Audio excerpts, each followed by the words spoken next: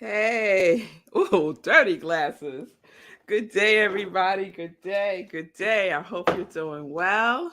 I hope you are doing well. Welcome, everyone. Welcome to Morning Sip with Rev Melissa. I am Rev Melissa, getting ready to clean my dirty glasses. I hope everyone's doing well. SIP stands for Spirit in Practice, where we practice. Why? Because practice makes progress. So, welcome to today's episode of Morning Sit with Rev Melissa. I am a ordained interfaith minister, religious science practitioner, spiritual life coach, and the spiritual director, senior minister at Rockland Centers for Spiritual Living in New York. So, welcome to the show. All of this, including this show, is my Ministry of Joy, where I support people in living life in joy. Yes, connected to our yes, connected to your yes. I'm hoping you're feeling connected today. It's a wonderful day in the neighborhood. Yes, it is. Yes, it is. It's good to see you all. Good day, Pastor Al. Good day, Linda. Good day, Pamela. Good day, Nan. It's good to see everyone. Good day, Hope. I hope everyone is doing well. Yes, yes, yes. Absolutely. A joyful ministry. And I'll take that yes, Nan. I will take that yes. Yes, yes, yes. So I have to thank Nan for today's sip topic, our focus. As you know, we are in our default mode network series. And today we're going to focus on tools that we can use to navigate this system of ours, Lindsay. How can we navigate our default mode network and have it work for us and not work against us? So please check out all the replays if you're not caught up on the default mode network. But in a nutshell, it is our wakeful rest state. It's our wakeful rest state. And as I was doing more research on this, looking for tools, I came across another way that they describe the default mode network. They describe it as the house of the self. The house of the self, because it's all about you. You ruminate, you go over stuff over and over and over and over again. It's all about you. It's the house of the self with a small s, not a capital S, a small s. So our default mode network gets activated, right? And when it gets activated, all kinds of things are happening that we may not be consciously aware of, right? There is a focus on our internal mental state, right? And that's the state of our daydreaming. That's the state of our mind wandering. It's nonlinear creative ideas. It's ruminating over something over and over and over again, like you just can't let it go.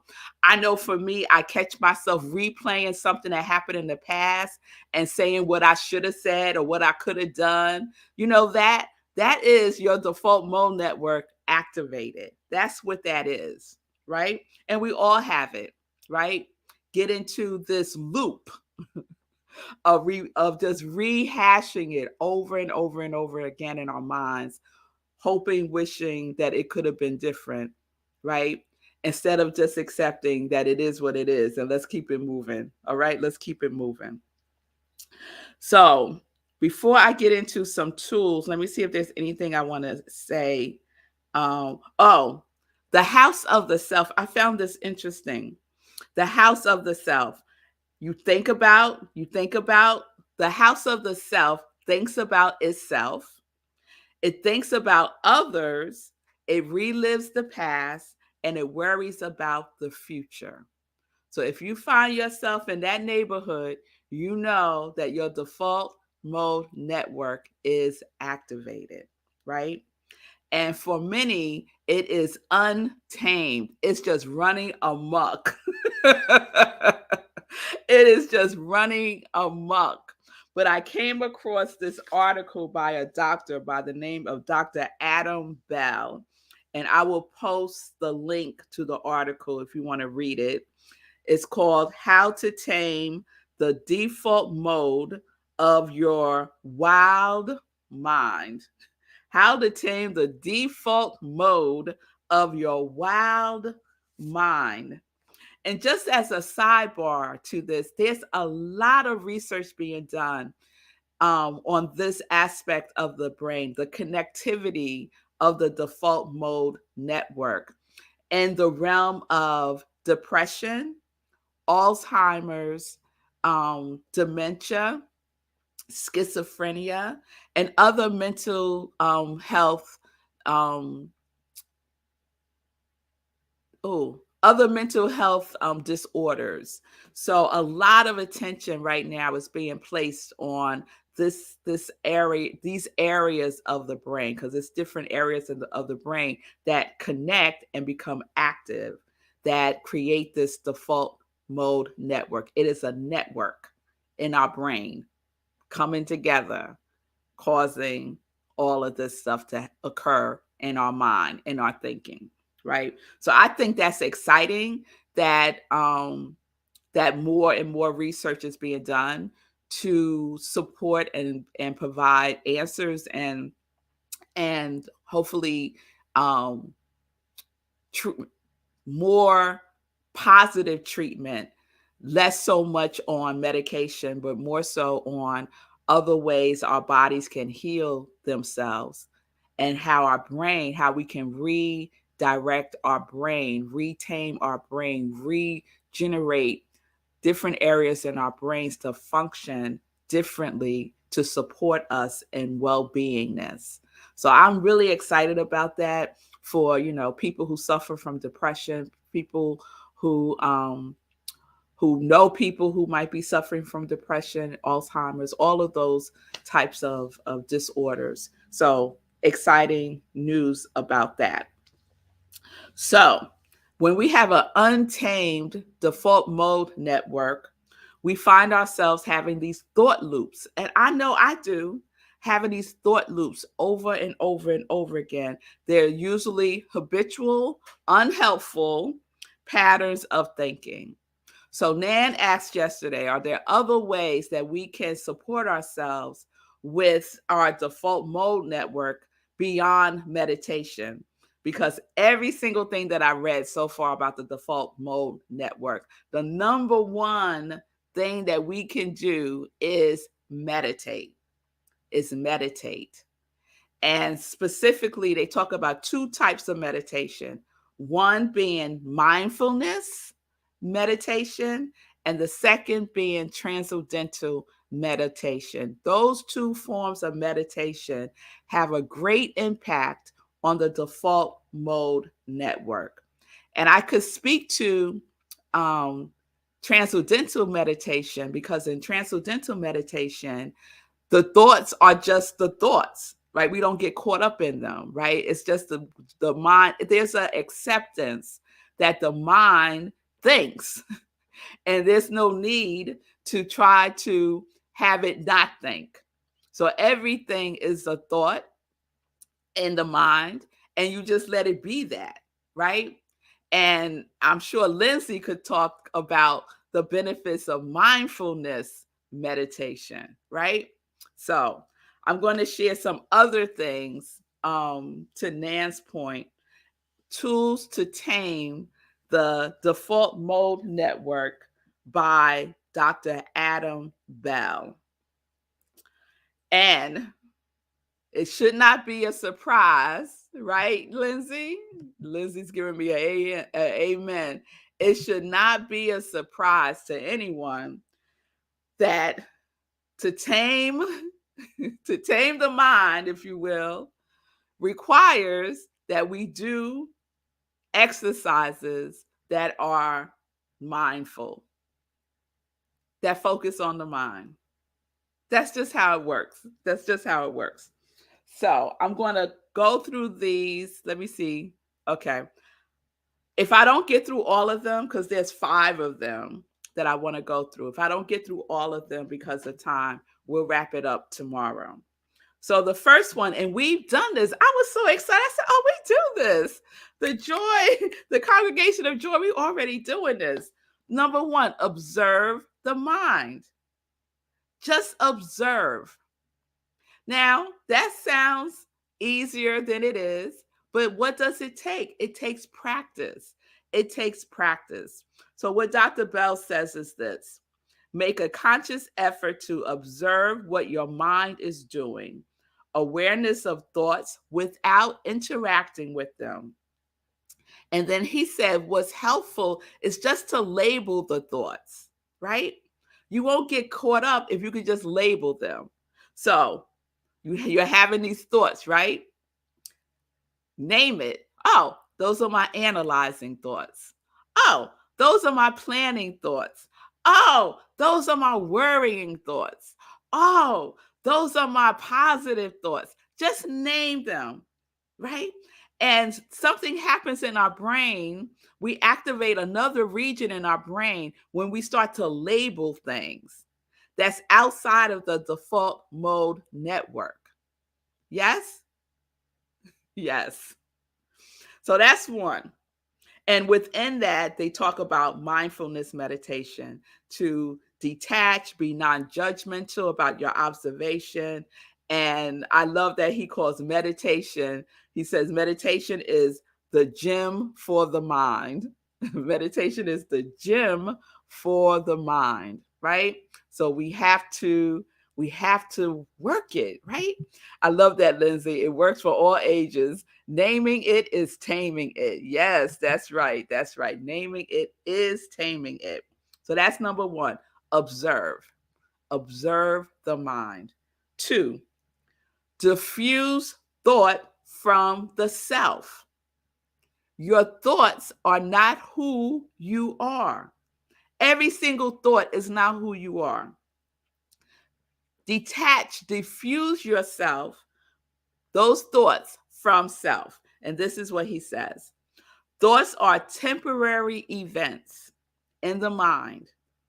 Observe them, but don't interact. They tend, when we don't interact with them, they tend to dissipate, right?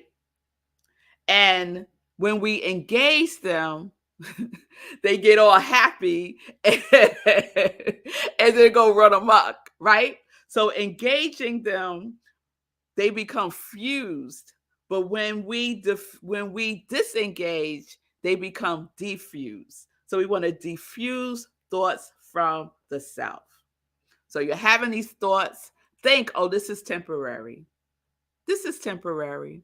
I will let this thought dissipate. You could inwardly say that to yourself, right? Another way of taming it. Yes? Do not get locked in to the thought. As soon as you get locked in, you are fusing yourself with it. And when we're fused, we're confused. Hey! We get confused when we fuse with all these random thoughts, right? They are temporary. They come in and they go out. Yes, Lindsay. Lindsay said they flow in and they flow out. Yes, temporary states of being, not who you are, not who you are. So that's 2. 3, detached mindfulness. So I was like, okay, I felt like this was a repeat, but you see if it is or not. He says, don't engage with the thought in any way. Oh, this is the added part. Shift your attention to the emotion, right? Where are you feeling this in your body? Where does this thought live in your body, right? And then focus on the emotion. Don't feel the thought. Don't feel the thought. So there's some non-attachment, refocusing on the emotion, right? But I think this is a little slippery slope. I started talking to Dr. Bell as I was reading his articles. And I was like, Dr. Bell, I think this might be a slippery slope because if you start thinking about the emotion, because the emotion to me has a higher vibration than the thinking in my in my opinion, right? And so we start to follow the emotion, and then the emotion, we could get into an emotional loop. So I'm not 100% on this one. Detach mindfulness and refocusing on the emotion. I'm not 100% there with that one. But y'all let me know what y'all think. All right. But ultimately, don't feed the thought. But he's saying instead of feeding the thought, feed the emotion. But again, I think that's a slippery slope. He's the doctor. I just have my own opinions about it. All right. And I'm liking this one. Just don't invite them to tea. So I don't know if that's Geraldine, but yes, don't invite them to tea. Don't invite the thoughts to tea. Yes, yes, yes. Okay. Lindsay saying, what is the message behind the thought and feeling? Go deeper. All right, Lindsay. All right. It depends though, right? Let's see. Nan is saying the emotions can be overwhelming. I think it's better to see it as temporary also. Yes, yes. And you know, the wonderful thing is that we could practice both and see what works for us. Because not all of these things are going to resonate with us. So when we try out different things, we see what works best for us. Just like when we go to the gym. There's some things we do at the gym that works better for us, that resonates with us than others, right? I love that, Bonnie. I hear you knocking, but you can't come in. Yes. No vacancy. Yes. I love that, Bonnie. No, no vacancy. All right. So that was number 3. Number 4, train your attention. So he starts to talk about metacognitive therapy, right?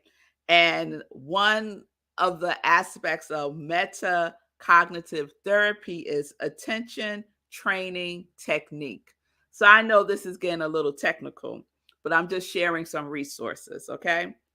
So what attention training technique is you direct your focus on, so this is a little bit like sound therapy, kind of, sort of.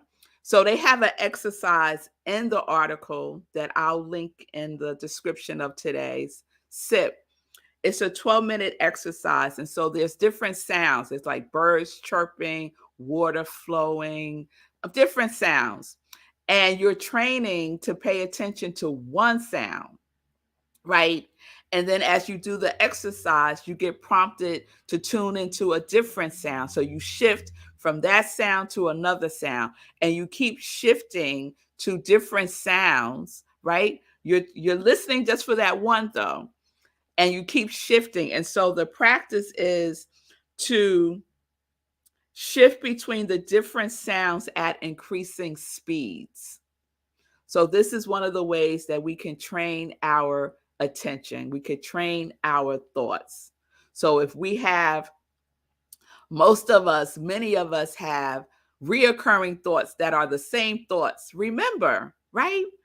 Studies show we have between 60,000 to 90,000 thoughts, and the way majority of them, over 80% of them, are the same thought over and over and over again.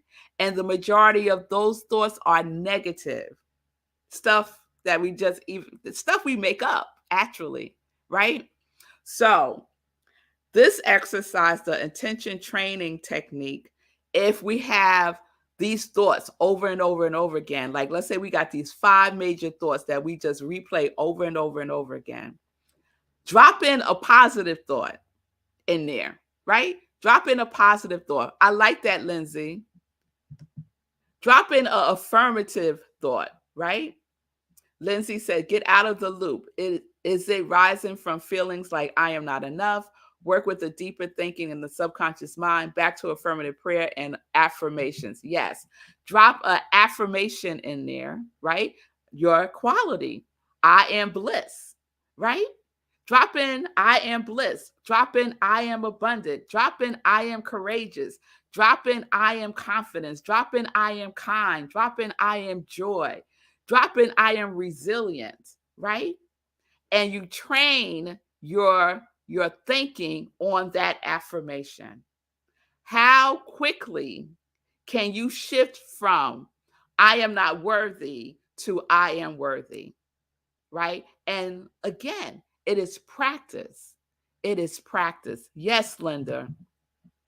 What we focus on manifests in our treatments. Yes, we can make this thought a treatment, right? But it takes what?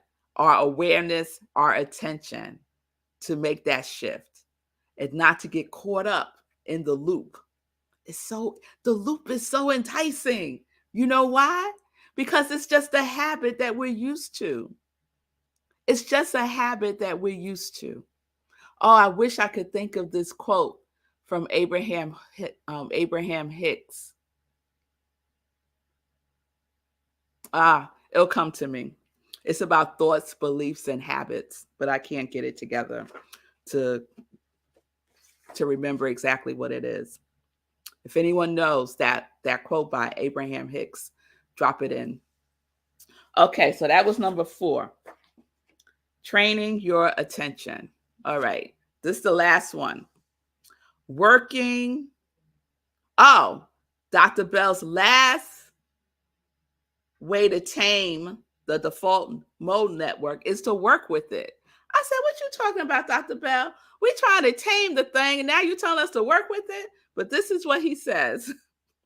The key to working with the default mode network is to maintain our awareness. To maintain our awareness of what is going on and less about controlling it. So more awareness, less trying to control it. When you try to control your thoughts, you're in the loop. You're in the loop. You are attached. You are fused. So it's about the awareness and then making the shift, right? We could use it, we could work with it by steering it towards useful activities. And I like this example that he gave. So our default mode network gets activated, right, in this wakeful rest state when we're doing activities usually that don't take a lot of focus, right? So example he gave is, let's say you're folding laundry, right? Doesn't take a lot of focus to fold laundry. Washing the dishes doesn't take a lot of focus. Ironing your clothes doesn't take a lot of focus, right? So before you do those activities, give your brain something to think about. So you could say, "Oh, I'm going to think about as I get ready to fold my laundry, I'm going to think about what I want to focus on for my sermon tomorrow." Right? And give it something to do. Give it something to chew on, right? And that will keep your default mode network from getting activated, right? So we become more of the observer. We become more aware, and we could give it a job to do. Make it useful, right? Make it work for us and not against us. We can direct the default mode network. All this takes is practice. And when we become the observer, this is what I want to say about, because a lot of teachers talk about become the observer of your thoughts. And some of us can become the observer, but we become a judgmental observer. We don't want to be a judgmental observer, right? We want to be an observer that's open, that's kind, that's curious. Open, kind, curious observer. Tune in to our awareness, practicing making the shift when we find ourselves in the loop, going deeper with the emotion to see if we are in a place that we can start to cultivate and heal it through our affirmations and affirming who we truly are. Yes? All right. Woo! It's 26 minutes after. So I got through all five. I will do a recap, a quick recap of those five tomorrow, an overview tomorrow as we wrap up the Default Mode Network.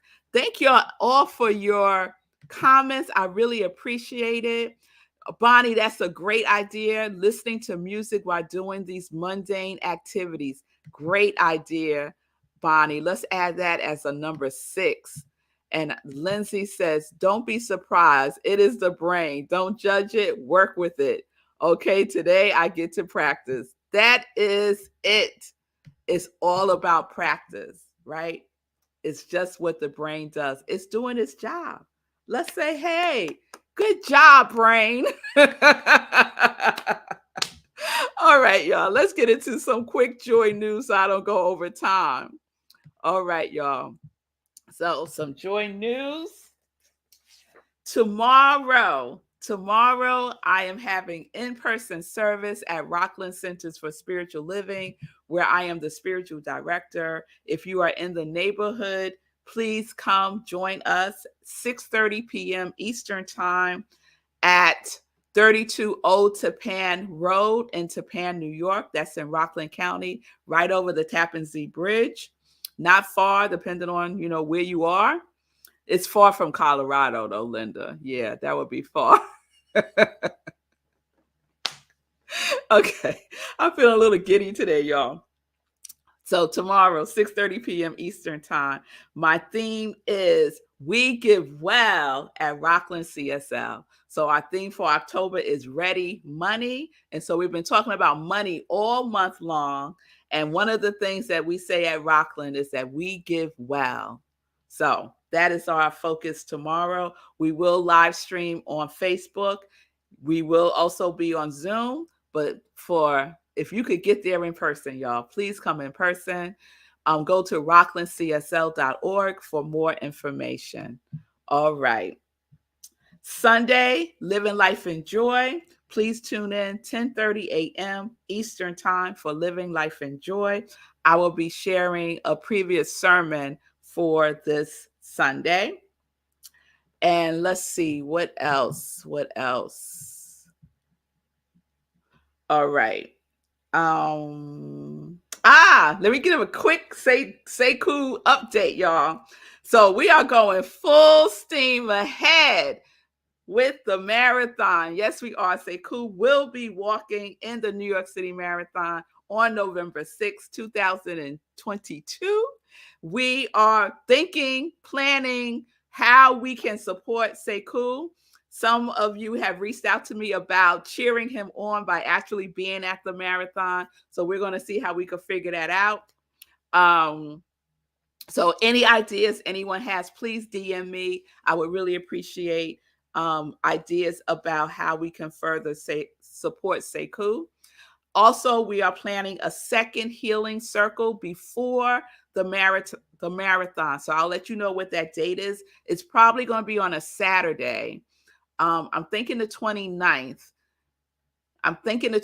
But hold that date, and I will confirm it on next week. Okay. I will be going to Nashville, so it'll be cool to do the healing circle when I'm there with Sekou in Nashville. So that's what I'm thinking now. So stay tuned for that. That's it. I'm over time. So wonderful to be with you all today. So I hope you got something from how you could tame your default mode network. Be gentle and kind with yourself always, in all things. Be gentle and kind and loving towards yourself. All right, y'all. So I will see you tomorrow. We will wrap up our default mode network. Thank you so much, Hope. I appreciate that. Thank you, Lindsay. I appreciate you. It's good to see you, Brian. Thank you for being here. It's good to see you, Gladys. I saw Gladys for a second there. Yes, good morning, Queen. It's good to see you. So I hope I got everybody. If I missed you, please know that it was just by Oversight, Tim, Simone, yes, Wayne. We'll let Wayne have the last word. Light workers unite. Yes, yes, yes. All right. So peace and blessings, everybody. Peace and justice. We're living life in joy. Yes, we are. Connected to our yes. Connected to our yes. Peace and blessings.